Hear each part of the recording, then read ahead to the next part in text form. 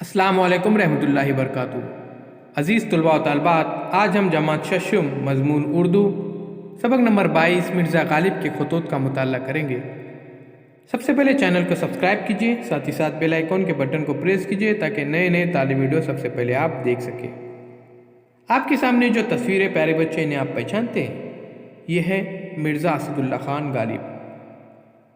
खत दूर दराज मुकाम पर रहने वाले दोस्तों, रिश्तेदारों के हालात मालूम करने और अपने हालात से इन्हें बाखबर करने का एक वसीला है।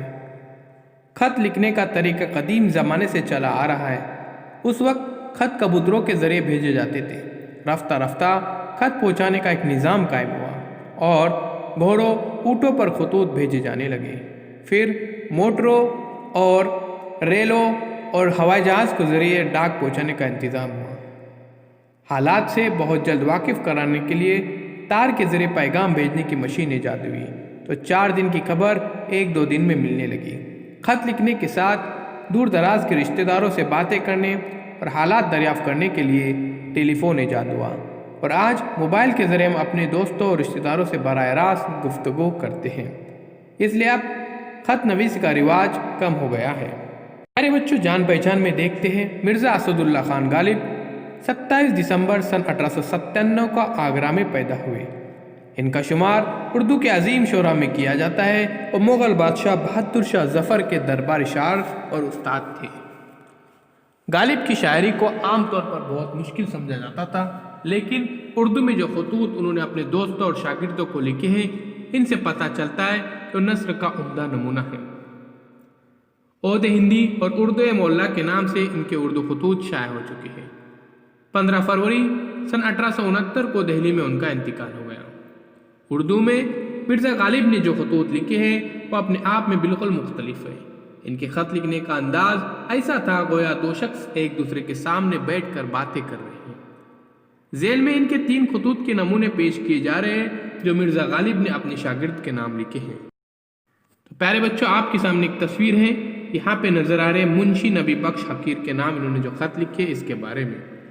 भाई साहब, महीना का ये आलम है कि जिधर देखिए उधर दरिया है। आफताब का नजराना, बर्फ का चमकना, यानी गाहे दिखाई दे जाता है। प्यारे बच्चों, गाहे दिखाई देना यानी कभी कभी दिखाई देना। शहर में मकान बहुत गिरते हैं, इस वक्त भी महीना बरस रहा है। प्यारे बच्चों, बारिश बरस रही है।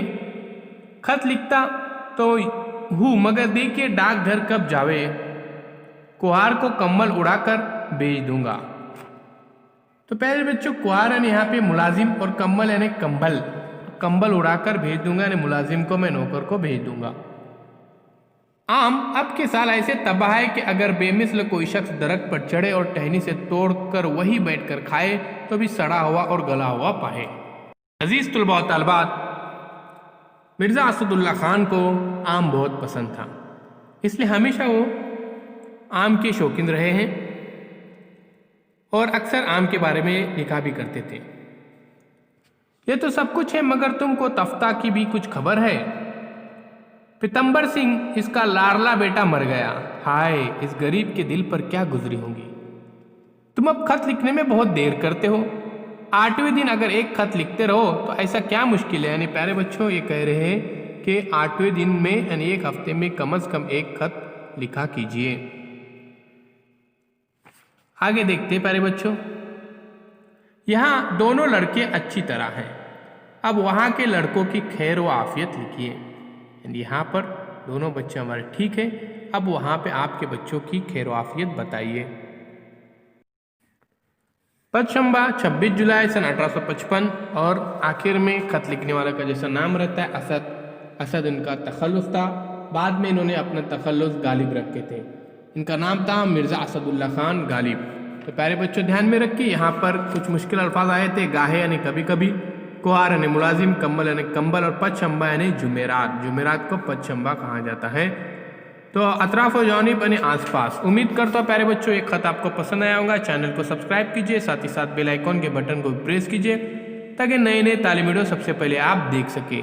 चैनल के प्लेलिस्ट में ज़रूर जाए, वहाँ पर तमाम मज़ामिन के वीडियोस अपलोड किए गए हैं। इसके बाद अगले वीडियो में हम गालिब के खत नंबर 2 और ख़त नंबर 3 का मुताला करेंगे।